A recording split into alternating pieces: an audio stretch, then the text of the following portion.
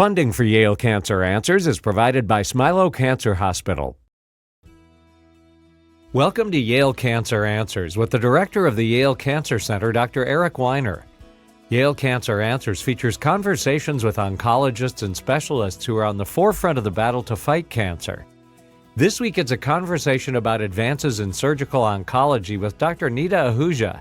Dr. Ahuja is the William H. Carmelt Professor of Surgery and Chair of the Department of Surgery at the Yale School of Medicine. Here's Dr. Weiner. In the past few weeks, I think we've had one or two other surgeons, but in general, I think probably fewer than we should have.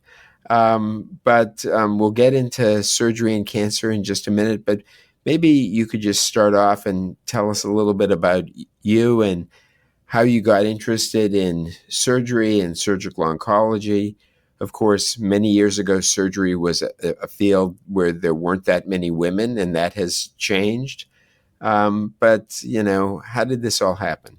Well, I'm a cancer surgeon, and I grew up in what's known as Washington, D.C.'s Beltway, which is partly in Maryland, and then my family moved in Virginia. I'm a first-generation physician. My dad is an accountant, and my mom is a teacher. I can't tell you why I wanted to be a doctor, but I kind of always knew I wanted to be a physician, and I went to college in College Park in Maryland, and then ended up going to Duke for medical school. Of course, had a great time with getting to know about Duke basketball, but while I was there, Duke has a really interesting program in that you do 2 years of medical school, but then you spend 1 year in the laboratory. And the class learning is compressed into 1 year. So my second year, I was, I'm not sort of from a medical family, and I was looking at all the fields. I really loved oncology and had a vague desire to do cancer and help patients. But there was a wonderful GYN doctor, the chair of the department, Dr. Hammond, who just took me under his wing and really working with the women patients, because it was women with ovarian cancers and cervical cancers, where I really found that this was working in a team and helping all these patients. But as you mentioned, there were no women at that time at Duke, women surgeons. So it took particularly guts. At Duke. Particularly at Duke. We'll come back to that and how you make change happen. But, he supported me. And then from there on, I went to Johns Hopkins in Baltimore, and spent a big chunk of my life there, about 25 years in training and then being a physician. And then in 2018, I came to Yale as the chair of surgery and really have appreciated all the phenomenal things that we do here, both in sciences and in clinical care delivery. So it's really been incredible being in another part of the world after spending so much of my life in Baltimore. So rather than circle back to it, since we've touched on it already, maybe we can touch on women in surgery for a minute. I remember when I was in training, there were a handful of women in surgery, and in certain surgical fields, there were virtually no women. And that, of course, has changed a great deal. And maybe you can comment on that and give us your perspective. Yeah, so a lot has changed. If you look today in the training programs, it's almost getting to 50%. Half of the candidates now are women. It's changed a lot over the last 20 years. And I think it's the idea of what is possible, right? Because that's half the population of our patients are women, and the people treating them were all men when I trained. And now look at our training program today, there's just a lot of them. And I think it's recognizing a couple of things. One, it is people who have sort of thought about the field and sort of said, we can bring other people into it. And that took a little bit of time. It's the generation before me. But I guess part of it is also what pushed me to being a chair is I am probably the 19th chair of surgery who's a female in the country, and the first in our 215 years history as the chair. When people make a big fuss of it, I'm like, what would give me happiness is when we stop talking about I am the first, right? Because it shouldn't be unique. It's just we need all types of talent. And that has made the field, I think, better for everybody, for our patients and for our teams. Yeah. And in the field of cancer surgery, are there more or fewer women? How does that play out? Yeah, there are more. I think part of it, as you know this really well, cancer works in teams. Our patients want us to work in teams, and I think typically perhaps women have been more willing to sort of say, I'll work in a team. So they have been attracted to that. I think your area of expertise, breast cancer in particular, women patients often asked for that. So it did open the field up in allowing more women to come into the field, initially in certain specialties like cancer surgery.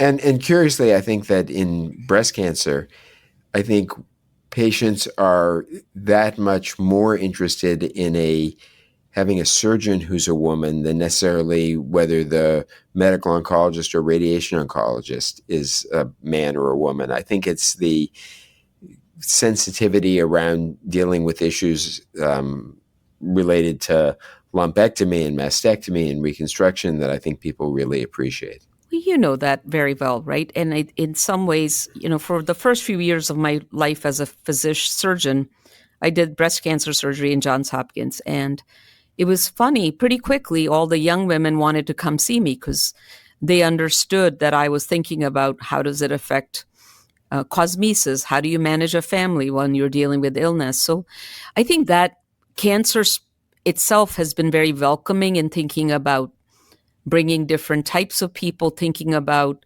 survivorship. So I think in some ways, I always tell people what we can learn a lot from the field of cancer in other parts of our surgical domain. That's not true in every part of our surgical career. Women are still shut out in certain domains, but I would say cancer surgery has really been welcoming. Yeah, no, that's it's a good thing. And that is true in, I think, other areas in cancer as well, in medical oncology and radiation oncology, where there are increasing numbers of women and in some cases far more women than men. Maybe you could touch a little bit on some of the advances in surgery over the years related to cancer. And, you probably want to choose one or two different cancers to focus on. But of course, 50, 60 years ago, all there was really was surgery and a little radiation. This was when chemotherapy was first starting, when immunotherapy didn't exist, and targeted therapies, were a dream. And of course, surgical treatment cured a lot of patients and still does. And it's evolved even further. Yeah, I would say that a lot of the advances in surgery are, of course, working more coordinated style with certainly advances in therapy. But if you look at surgery alone, I think one theme you clearly see is less is more. So doing smaller surgery to take the cancer out, either by giving treatments up front to shrink the tumor. So you're doing lesser surgery. In breast cancer, we used to take the entire breast out. Now it's often just a small portion. And you know this. In another disease like colorectal cancer, which is what I've spent a fair amount of my life, we give radiation to shrink the tumor and then keep most of the colorectal places intact. So we're not giving that patient a permanent, what's called an ostomy, where the contents come out of a bag for the rest of their life. So these making the surgery less invasive, less surgery has been the piece. And of course, the newest advance has been even using our techniques to be less damaging to the patient. So when I trained, everything was what's considered an open operation. Now we do little port sites of 1 centimeter, tiny little holes, and use the robot. And that's happened in the last 10, 15 years. It's a remarkable change of discovery and innovation for improving patients' lives. if we can just return for a minute to this issue of colostomies. I remember in training and, just even as a young adult, the horror people had about having a colostomy. And I'm just wondering, 30, 40 years ago, how common were these and how uncommon are they now?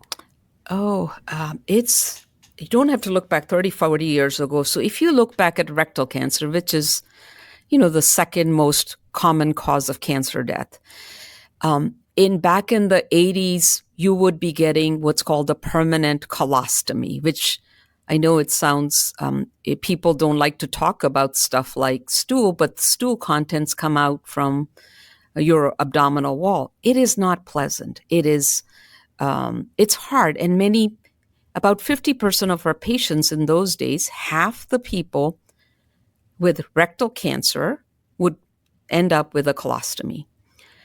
Two things happened. One, we discovered staplers which curve, which bend, which allows us to reach areas we couldn't reach.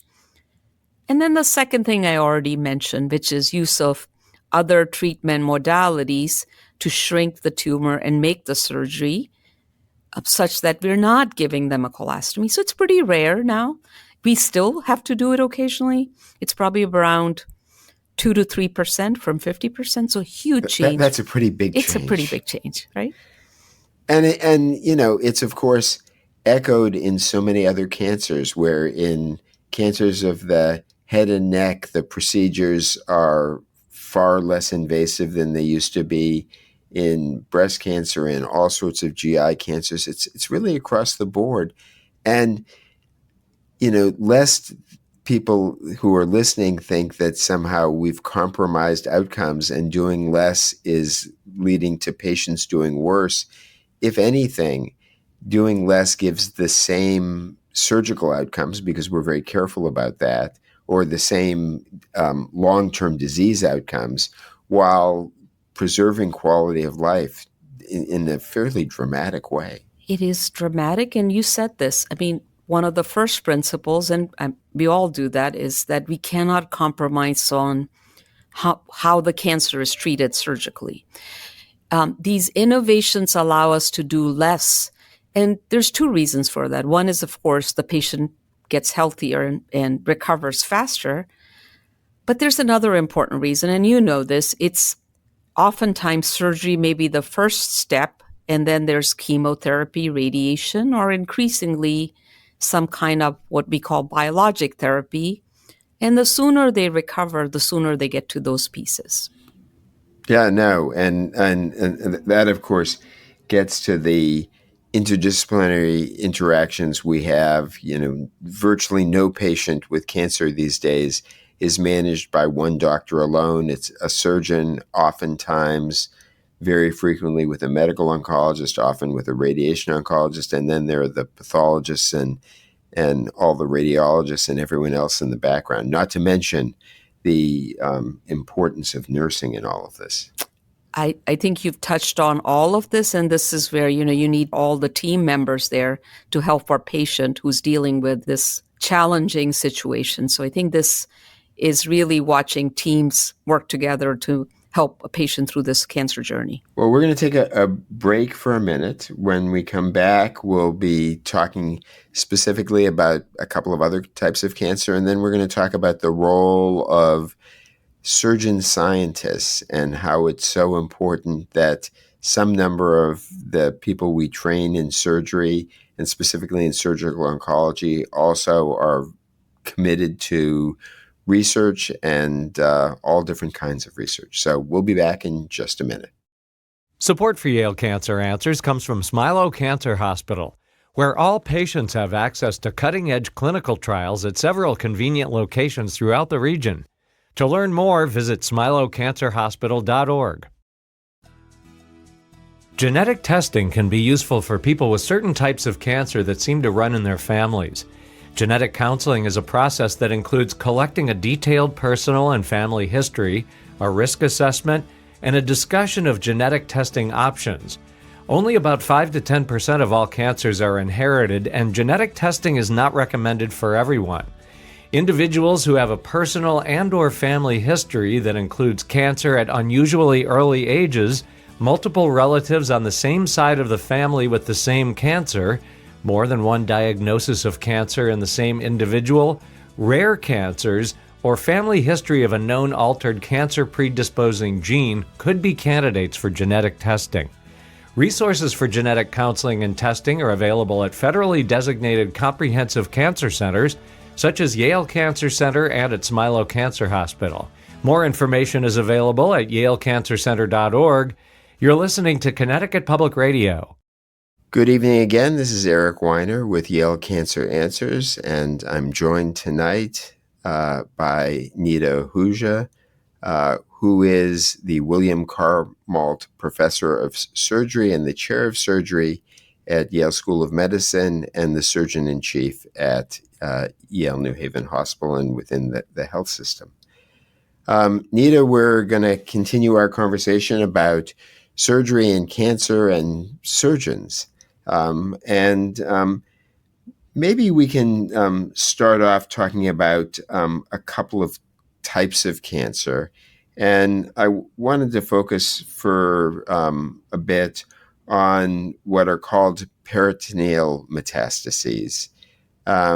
This is a complication that I think you can describe best for the listeners, but how has that field changed over the last, recent years?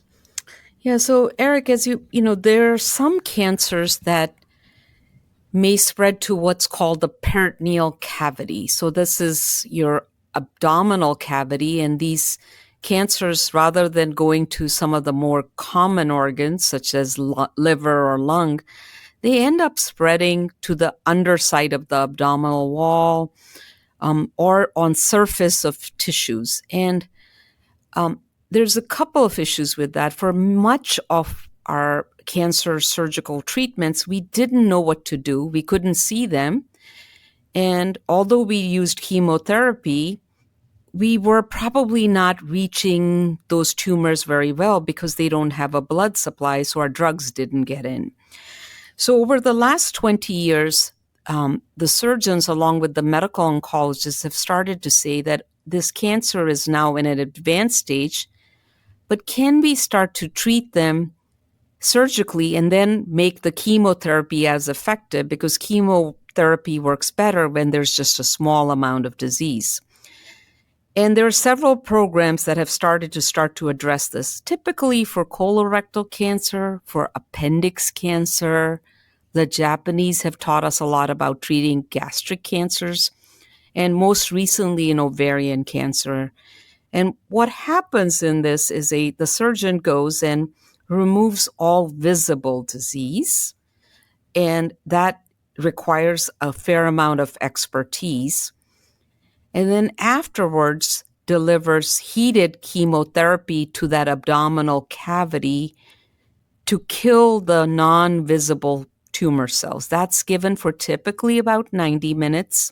And this two-punch is considered removing cytoreductive surgery, and HIPEC, or heated intraperitoneal chemotherapy, is done. That has shown increasingly benefit in subsets of these cancer patients. And I think we're continuing to learn more and more of which patients benefit more. I wanted to talk about two other areas. And one is the role of surgery in general when cancer has already spread from its primary site. So in terms of the resection of metastases. And then I want to touch on pancreatic cancer. But in terms of surgery for cancer that has spread or for metastatic cancer, there have been some cancers in recent years where it looks like even when the cancer spreads, that there's a role for surgery in resecting some of those areas in certain situations. And then some cancers where it doesn't look as promising. Maybe you could comment on the role, for example, of resecting a portion of the liver in patients who have colon cancer or other types of malignancies. Yeah, I'm glad you mentioned that. I think this is an area of optimism, but one where that team becomes really important to understand which cancers would benefit. I think a big chunk of the data comes from colorectal cancers, where we have seen that for certain cancers, even though the cancer has spread to the liver, they would benefit from surgery of that cancer in the liver. And there's now 20 years of data saying that on those patients, you can start to approach 5-year survival that's reaching 50%. So once we learned that, we then have started to expand to, are there other cancers? So in colon cancers, lung resection is also becoming common. And as you and I just mentioned, we are now removing peritoneal disease. But as you just already mentioned, in breast cancer, that doesn't seem to be beneficial, right? So this is where that team concept and understanding the science of the cancer becomes really important, because you shouldn't do this for everything. You need to start to have that approach of thinking about the scientific rationale for this and having good data to say this is an appropriate approach. Yeah, and I think it's a good reminder that, of course, there are certain characteristics of cancers that cut across different types of cancer, but there are some that are really unique based on where the cancer starts and its molecular features. Let's talk for a minute about pancreatic cancer, which, when I think about our challenges in oncology and in cancer medicine, certainly pancreatic cancer is very high on the list. It's increasing in incidence. It's been found a little bit more frequently than was the case in the past in younger individuals. And yet, although some limited progress has been made, it's a real challenge. Your thoughts about where we're going there and the role that surgery will have to play? Yeah, so, as you already mentioned, pancreas cancer is considered one of the highly aggressive cancers. And I would say there has been success in surgical treatment of them. You and I talked a little bit about where surgical innovations have come. And, where I trained at Johns Hopkins, pancreas cancer used to have a 40% mortality from the surgery alone. Now it's literally less than 1%. It's a very safe surgery. And that surgery was typically a Whipple procedure. It is a Whipple procedure, and that's been perfected, in Baltimore, but now done everywhere. The problem is most patients are not eligible for surgery, and the cancer is pretty advanced when it comes. And as you already hinted, although there's some newer therapies, it still remains a difficult to treat cancer.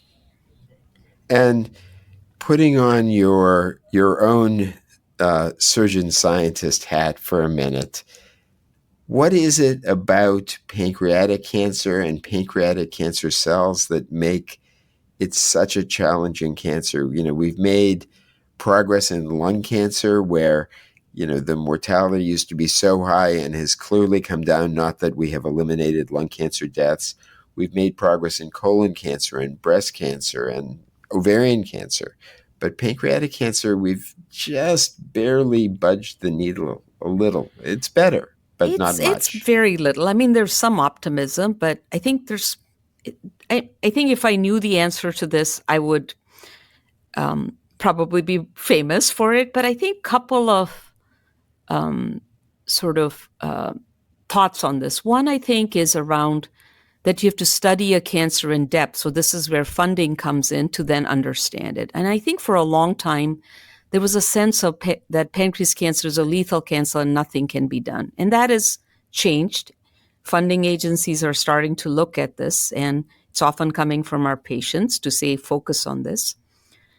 I think the other part scientifically has been that it seems fairly resistant to a lot of the traditional treatments. And there are some thinkings among scientists that it's an immunoprivilege. It escapes our immune mechanisms, and it's just sitting in this site that doesn't make it attractive.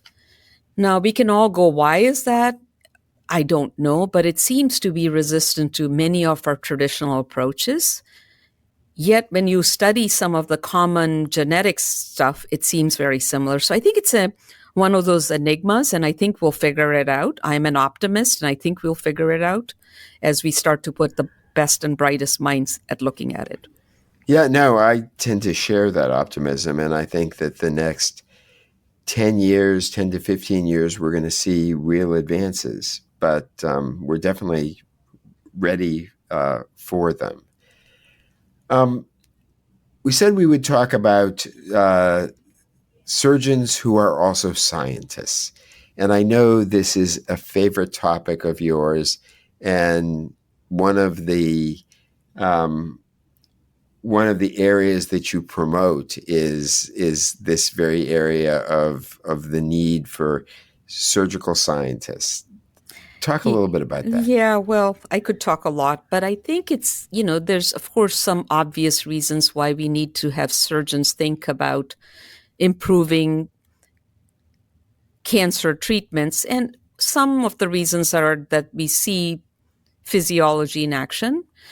There's a long history. I mean, if you look at Yale itself, the first use of chemotherapy was done here in partnership with scientists and the chair of surgery at that time to deliver chemotherapy. So there's a lot of innovations that have been done. The challenges, of course, are our clinical training is so long. And then tell people how long it is. Oh my God. It's after medical school. So after medical school, I trained for 10 years. Now the minimum in my field is 7 years, but I spent 3 years in the laboratory in the midst. And you know that because you do research, or the importance of research. But I would say most cancer surgeons in comprehensive cancer centers are spending at least 9 to 10 years in training after medical school. Yeah, it's a long time. And then our lives are, we have to operate to keep our skills intact, and balancing that with running a laboratory is tough. And of course, every patient wants a surgeon whose skills are intact. Exactly. For sure. Exactly. It's not the kind of job you can do super part-time. No, you need I to hope be doing not. it. Exactly. No. So as the surgical leader here at Yale, what gives you most joy?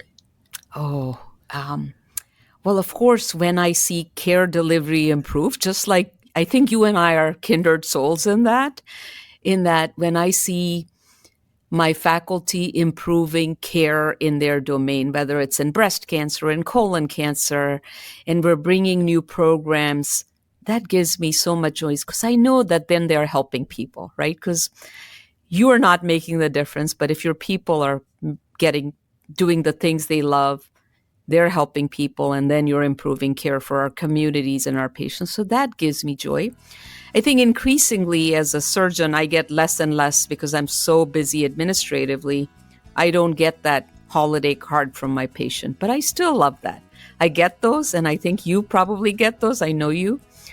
And I think that keeps in perspective that healthcare is about all of us, and we affect each of our patients and their families in so many ways that we don't even appreciate. So I think keeping that front and central, I know you and I've talked about that, and allowing people to give that care to those families, that sense of hope is so important and gives me so much joy when I do that. Dr. Nita Ahuja is the William H. Carmalt Professor of Surgery and Chair of the Department of Surgery at the Yale School of Medicine. If you have questions, the address is canceranswers@yale.edu, and past editions of the program are available in audio and written form at yalecancercenter.org. We hope you'll join us next time to learn more about the fight against cancer. Funding for Yale Cancer Answers is provided by Smilow Cancer Hospital.